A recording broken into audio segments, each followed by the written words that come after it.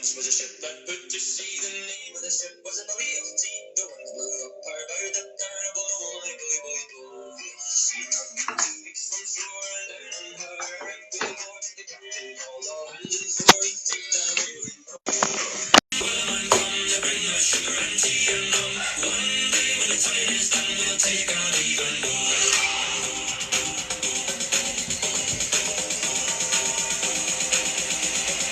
Take our leave and go. Someday the whaleman come to bring us sugar and tea and rum. One day when the time is done, we'll take our leave and go.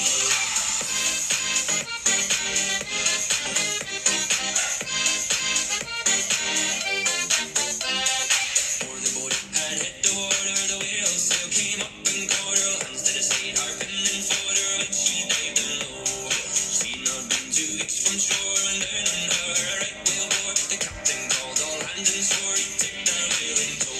Someday the whaleman come to bring us sugar and tea and rum. One day when the time is done, we'll take our leave and go.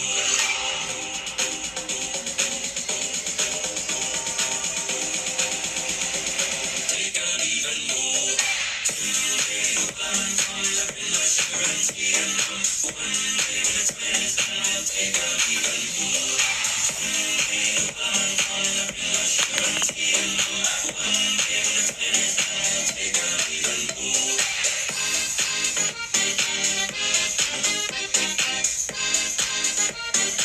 Take our leave and go.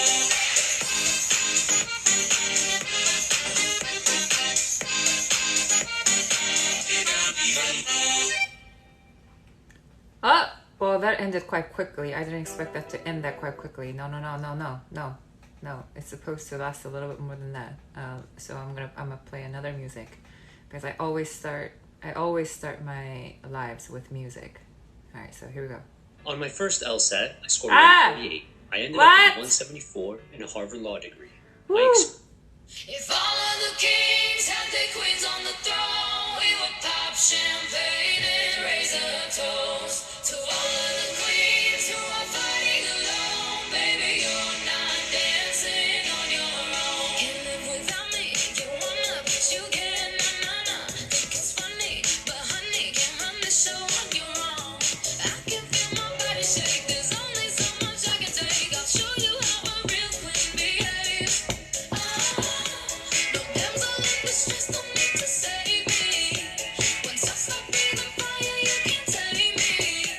And you might think I'm weak without a sword, but if I had one, it'd be bigger than yours. All of the kings had their queens on the throne. We would pop Hey, Eric. champagne and raise Long time no a see. toast to all of the queens who are fighting alone. Baby, you're not dancing on your own. Disobey me, then baby, it's off with your head. Gonna change it and make it a world you won't forget. No damsel in distress, don't need to save me. Once I stop breathing fire, you can't tame me. And you might think I'm weak without a sword, but I'm stronger than I ever was before.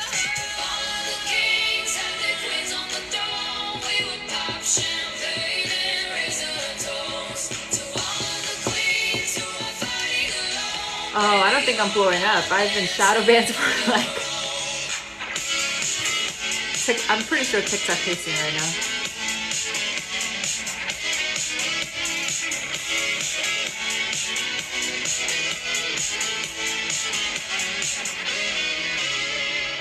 And just a king can move one space at a time.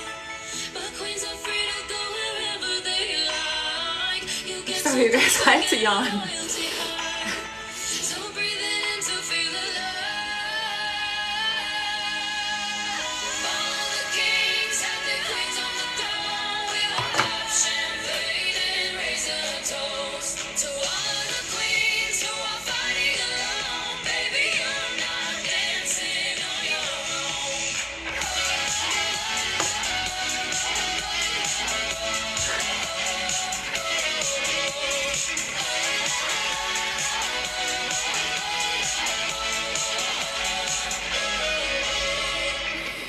I appreciate you, Eric.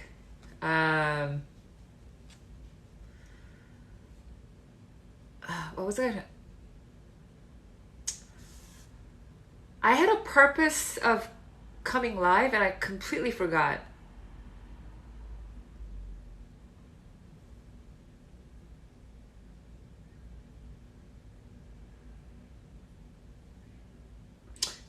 Well, that's awkward. Uh, I don't know what it is. What did I come on live for?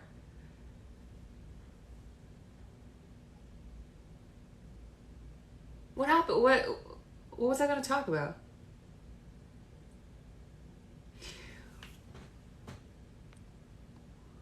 What's the title of this live?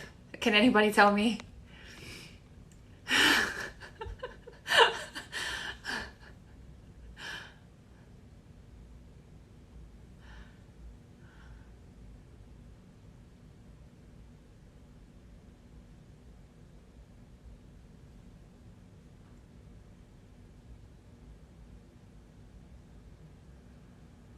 Well,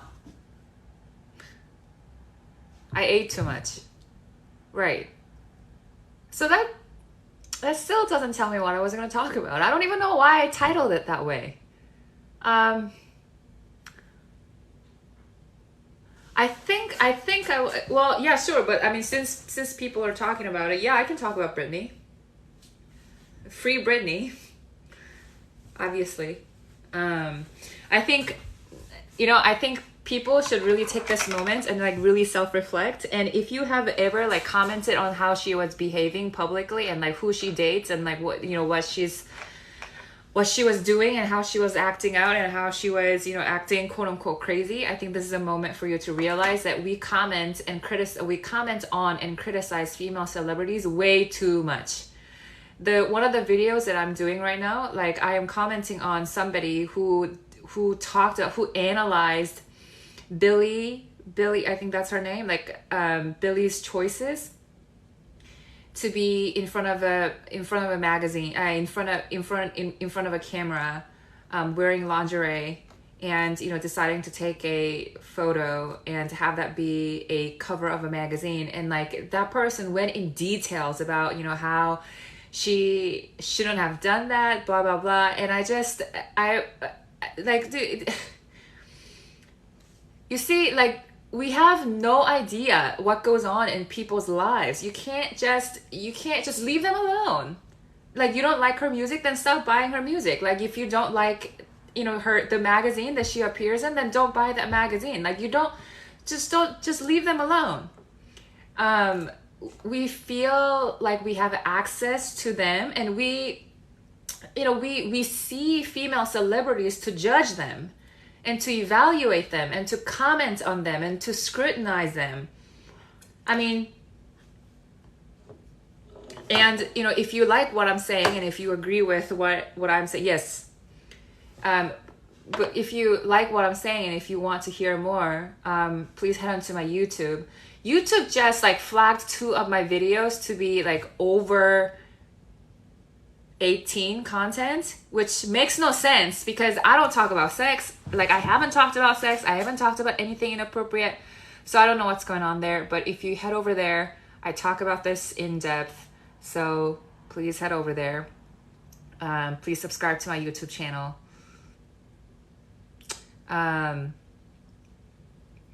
But yes, I haven't been, like, I don't know. Hey, listen, I don't know what it's like to be famous at a scale of Britney Spears.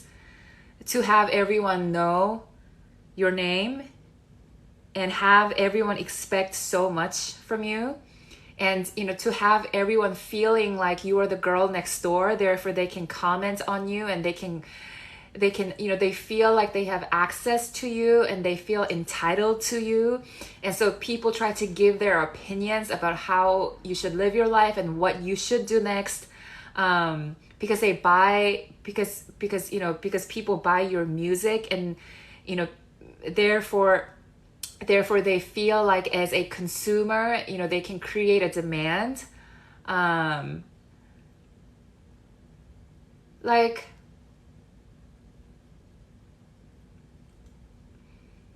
I don't, I mean, I can only imagine, right? And so Britney Spears, how she's been treated is a perfect example of the confluence of patriarchy and capitalism. You know, her being seen as just a talent and a thing that produces shows, songs, dances, and all these, you know, just basically entertainment for people, and her being used as that thing that produces for people. So she was never treated like a woman, right? She was never even treated like a person. And her reduction to her productive capacity. And I thought it was really interesting how because she was reduced to her productive capabilities, her reproductive capabilities were taken away from her, right? So the productive capacity and reproductive capacity both exist in a woman, and because well, they're supposed to exist both in a woman, but you know, patriarchy finds it really threatening that women have both capacities. So it's either women are fully reproductive like housewives, or women are fully productive, which is Britney Spears, right? Like her reproductive rights are completely taken away from her, right? So she had IUD taken, placed in her, and so this is capitalistic patriarchy. Her productive capacity and her reproductive capacity being at odds, and her being treated accordingly. That's capitalistic patriarchy. So she is a perfect example of that. So one of the extreme examples of how patriarchal capitalism treats women, and what that can do to women.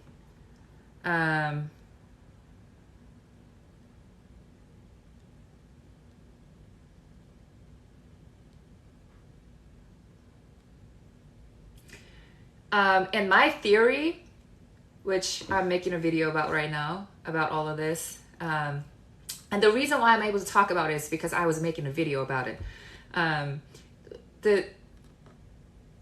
My theory about this is the reason why men are so threatened by women is because women have both the reproductive and productive capacities, and men only have one, productive capacity. So they don't want to see, they don't want to see both capacities functioning so fluently and effectively. That's not known to them. So they make all these rules and norms. So you're either a housewife or you are single and just working and, career woman. They can't hold both. Men can't hold both. Women, so that's why women are navigating to hold both in a capitalistic patriarchy that doesn't allow men and women to see, to honor the presence of both qualities, both capacities in a woman.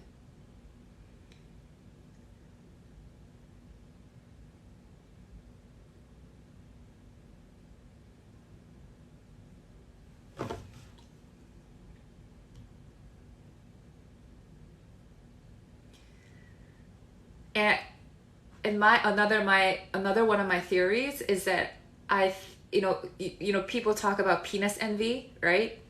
That's an actual theory, right? Penis envy, that women are jealous of men's penis because we don't have it, blah blah blah.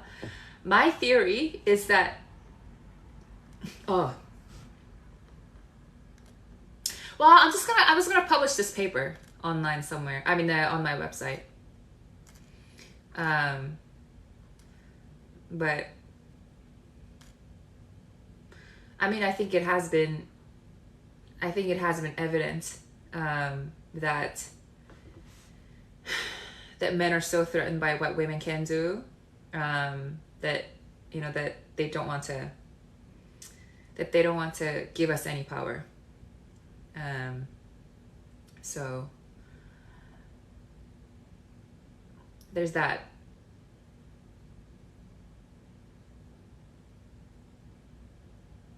Yeah, so I've been getting this. Don't share, don't let people steal your research and ideas. Yeah, so that's why I'm hesitant. Like one of my friends, like one of my social media activist friends said the same thing. Like he was like, Evelyn, I feel like you're giving away you're giving away way too much during your live. And I'm like, well, I'm gonna make all of them into videos. I'm gonna make them into videos. And then he's just like, I don't trust people. So I'm trying to, I don't know.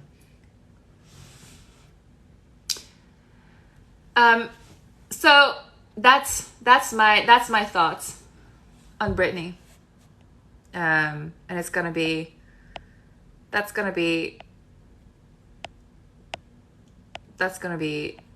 a video.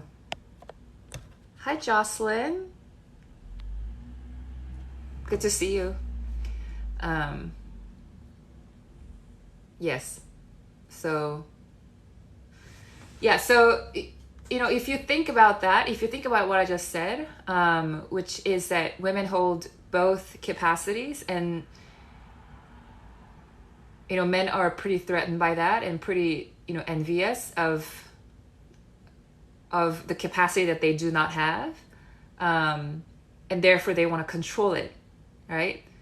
So because they are envious of our reproductive capacity, they want to control it. They want to control that capacity. They don't. It's female birth control, right? Abortion regulations. They want to have a say in our reproductive capacity. That's why, in the case of Britney, like, yeah, one of the first rights that were taken away from her were her reproductive rights. IUD, female birth control.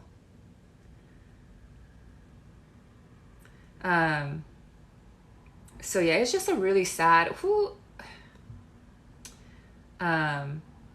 So.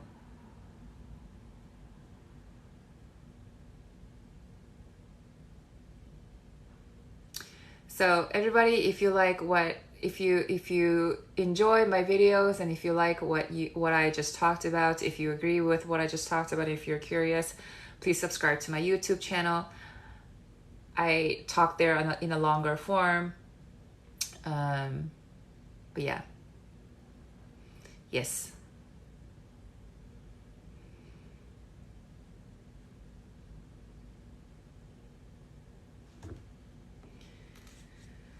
Yeah, free Britney. Seriously. I mean, I think every woman should be, I think every woman should take this as a, I mean, I feel like her pain must be so familiar to so many women. And she has,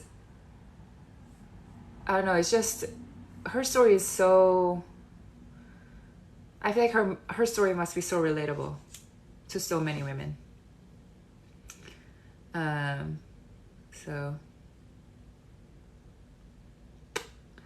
I hope women are managing their own, our own triggers as they consume news, as they consume the pop culture news, most recent pop culture news.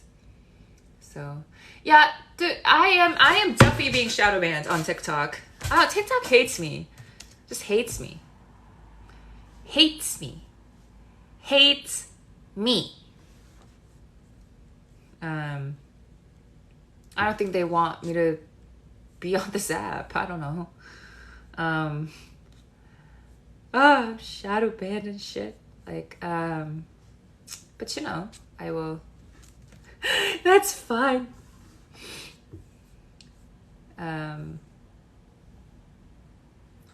But yes, please subscribe to my YouTube channel where I talk in longer forms. Yeah, and the last thing I want to say is I am trying to find balance between, because I don't, so for any of you who have, who have been following me since, since early, so I've been on TikTok for 4 months. So if you've been following me for like at least like 3 months, like you would have noticed that my tone, like I don't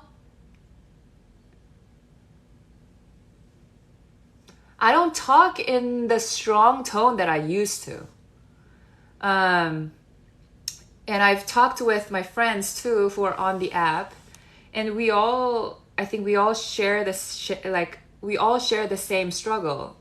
It's just no matter what we say, there are always going to be people who say that we are wrong, we don't know what we're talking about, we don't know what we're doing, it's offensive, that's wrong, and I just, I'm like, well, number one, like, okay, so let's say that so let's say that it was important for you to tell me that I was wrong.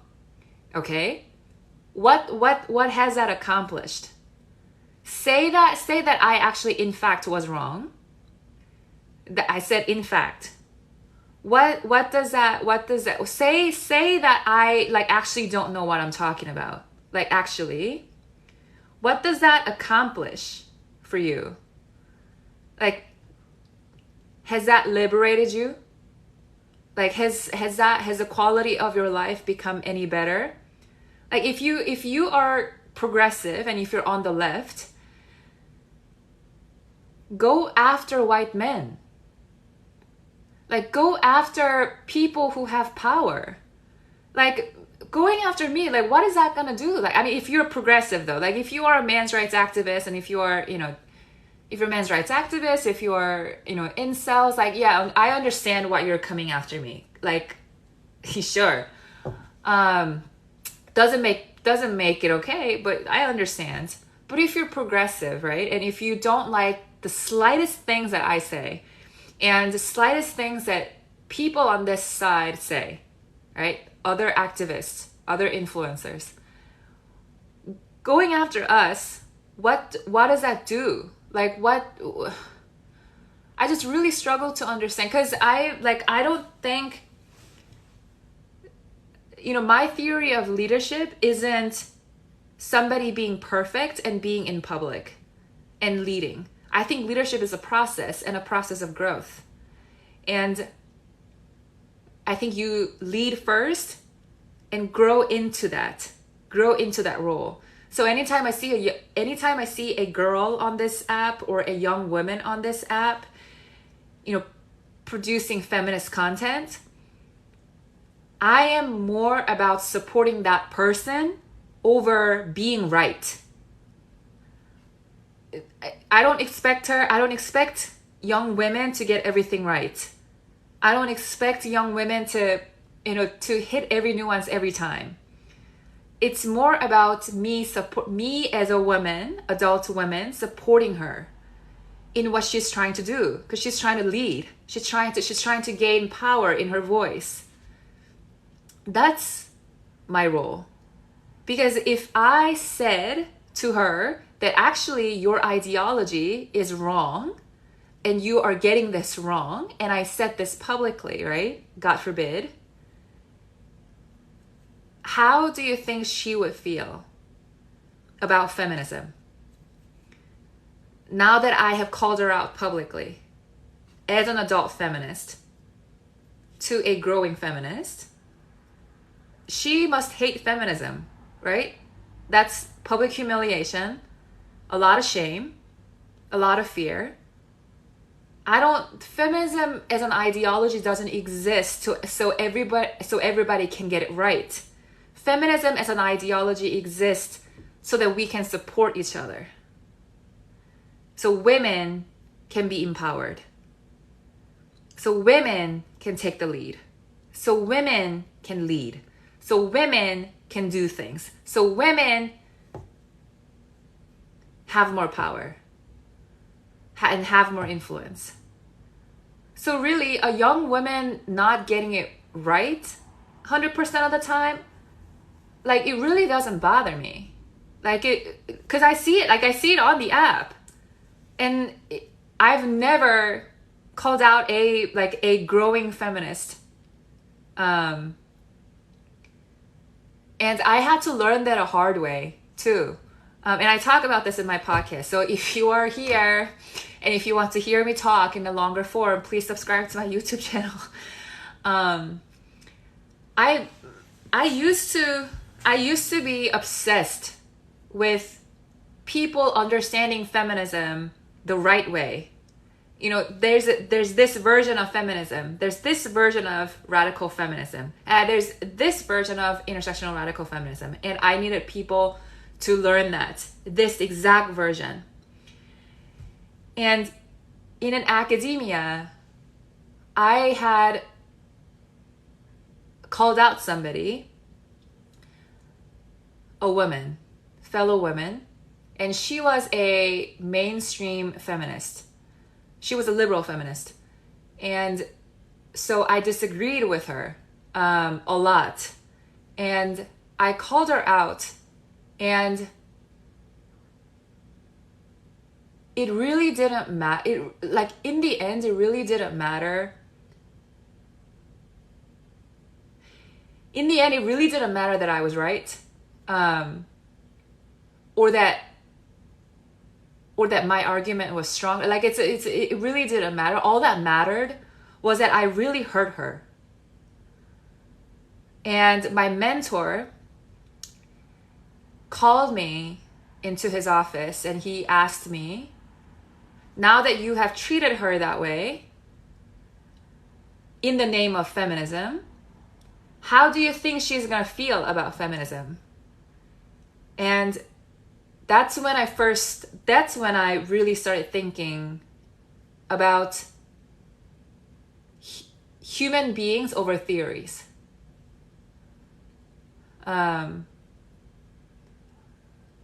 That no theories are worth it. You know, no theories are worth hurting people. No theories are so important for us to get right, for us to hurt other people. That's my experience. That's my experience. And that's what I believe. And so when I see, because I see them, they pop up on my For You page, girls and, young women, talking about feminism. And I see holes, I don't even want to say holes. Like, they're just growing into it. They're just, they're learning about feminism. And I just don't find it necessary for me to correct them. If anything, what I've learned is that my role is to support them. So I, click like button and comment, try to comment, go off queen, or, yes. And, I think people on the left, we need to call in each other a lot more than we have been doing. And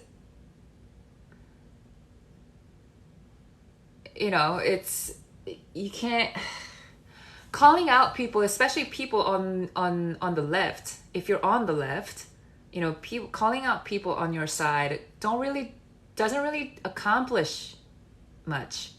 Like, it doesn't do anything. If anything, it turns them off. And it demonizes. It divides us. It doesn't make them feel good. Like, what good does it do? So I encourage everyone to go after the common enemy, and not get bogged down. Because I've gotten some DMs, right?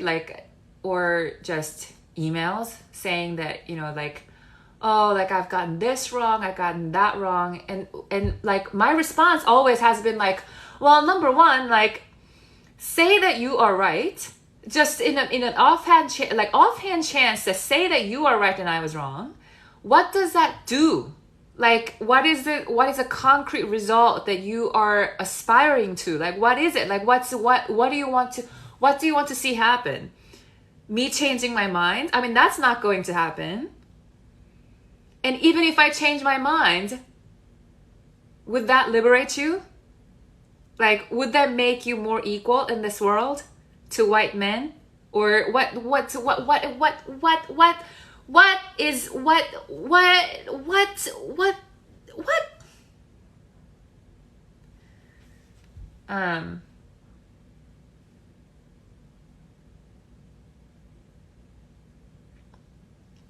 so thank you for coming to my TED Talk.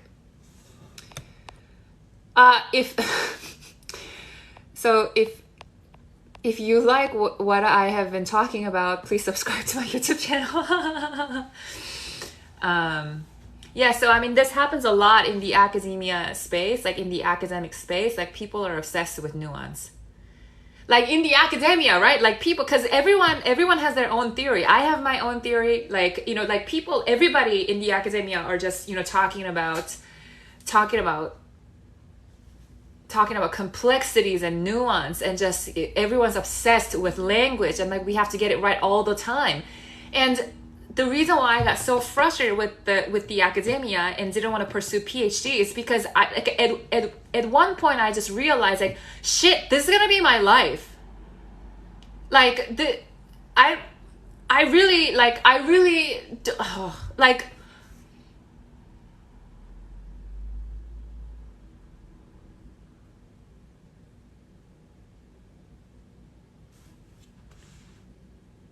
really so not interested in hitting every nuance every single time I speak.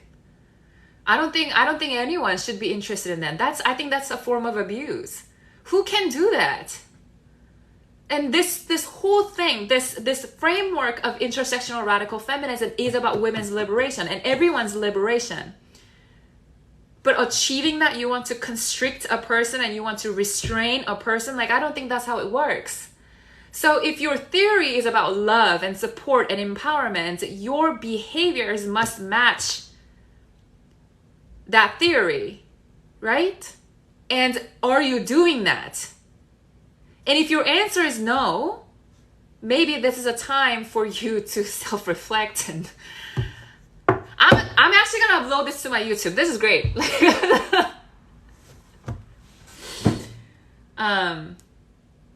Because I was waiting for one of my friends to get here so we could do a duet live, but I don't think she's showing up. So I'm just gonna talk. Yeah, that's why I came here, because I wanted to do the duet live. That's right. Now I remember. That's why I couldn't remember what I was gonna talk about. The first like 5 minutes that I came on here. Damn, but yes. I'm more interested in how people I'm more interested in how theories hit the ground and how the kinds of impact the theories are going to make on people. And if real people have to be hurt for you to get your theory right, like maybe your theory is not worth pursuing to begin with. Like, imagine, I mean, so Natalina's here, like Jocelyn's here, like you guys have been like with me like for a long time. Like if I start treating young women, right? Like young trying women, young growing women poorly, like you should lose your faith, right? In me. Because that isn't, so what, that's not feminism, right? And then I'm out here like trying to preach feminism, intersectional radical feminism, and you see me talking to an young Asian woman poorly because she didn't get feminism right? Like that just feels very cruel, right? Like and I think that's the whole point. the left, I think, is so obsessed, like so obsessed with getting things right. You do not have to be right. No one has to be right all the time. You just can't exist. You just have to exist. You can just exist and be kind, right? Like there is such a thing called being a kind human being, like being a supportive human being. Look to empower, not to criticize. Because this call out culture is a thing, and because this cancel culture is a thing, we're hyper focused on finding who the next person is going to be for us to call out, that we are looking to criticize. We're never looking to empower or support. And we talk about, and then we turn around and say, stop Asian hate. Love is love.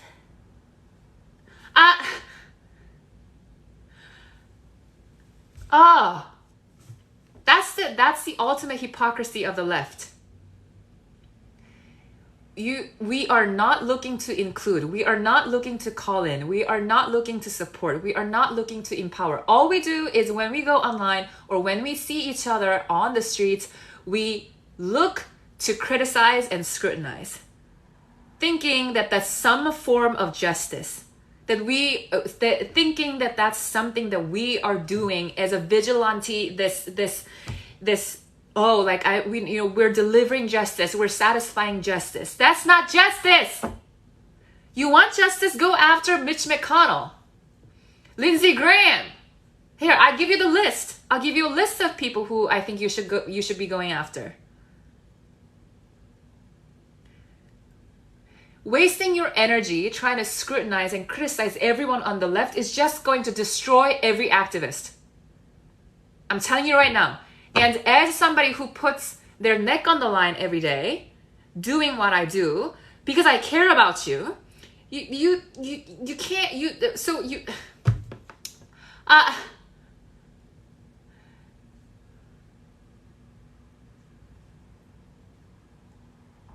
you want everybody to be human beings, but you're not going to treat social media activists like human beings?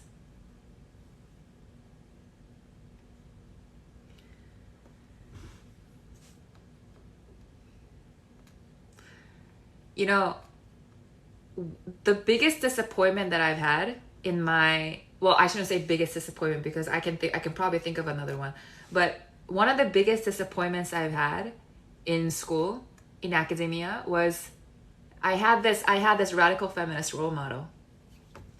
She's huge. Like her name is like, if I say her name, like everyone's gonna know.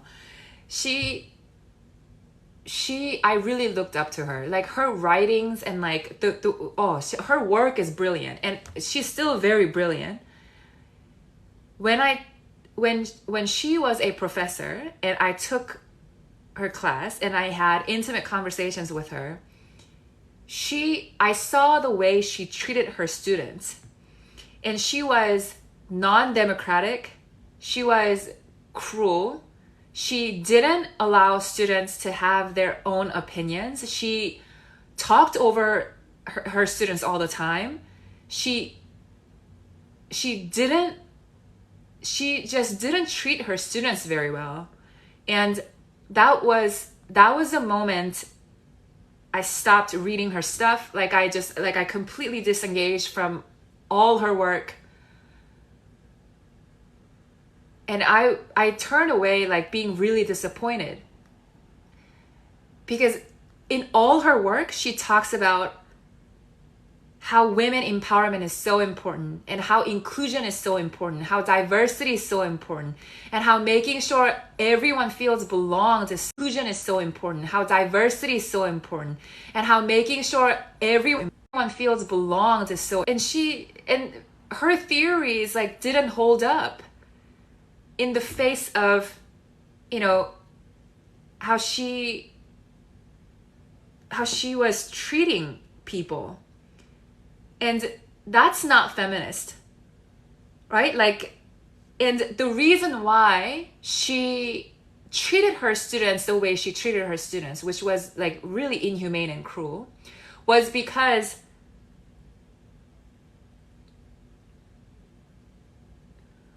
she knew what she knew, and she couldn't take it when her students didn't understand what she understood, or her students had her own theories that didn't land with her, like she couldn't handle. Like, she was so dogged about, you know, pushing her ideologies and theories that she really didn't make any rooms for any students, like, to, you know, to talk freely about, you know, their questions, like their concerns. Like, it was the most undemocratic. She was one of the most undemocratic teachers I've ever seen in my life, and she was a radical feminist. Her behaviors are the opposite of radical feminism, right? And that was a moment I realized, like,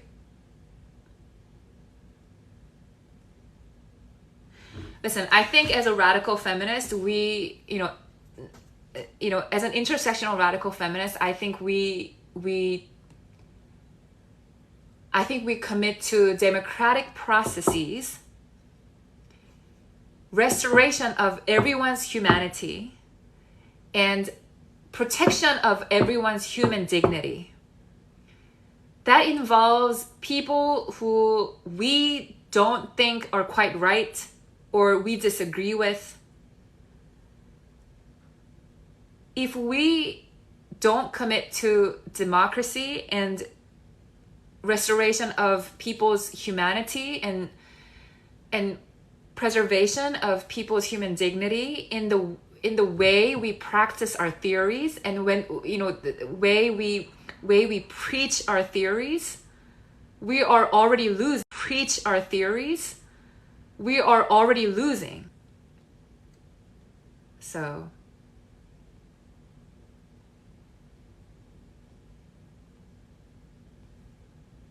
that's my thought. So with that, I'm gonna go eat some ice cream. Thank you for coming to my TED Talk. And I hope this was helpful. If you liked what you saw, please subscribe to my YouTube channel where I talk in longer forms. And, you know, I mean, I'm sorry that, you know, I'm sorry that I was rambling towards the end. But I really wanted to get my point across that theories exist for people. People do not exist for theories. Same with institutions. Institutions exist for people. People do not exist for institutions. If they no longer work for people, and people have to be hurt to hold up either of those things, it's not worth it.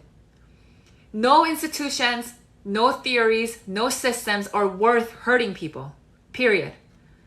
And I think anyone who doesn't see that is an idiot. And I've met a lot of smart idiots in my life. And they think they're doing something because they're right. Because they know what they're talking about. And I think that's really sad.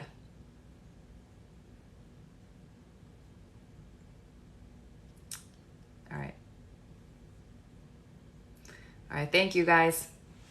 I will see you soon. Thank you, Natalina, for moderating. And I'll see you soon. Please subscribe to my YouTube channel.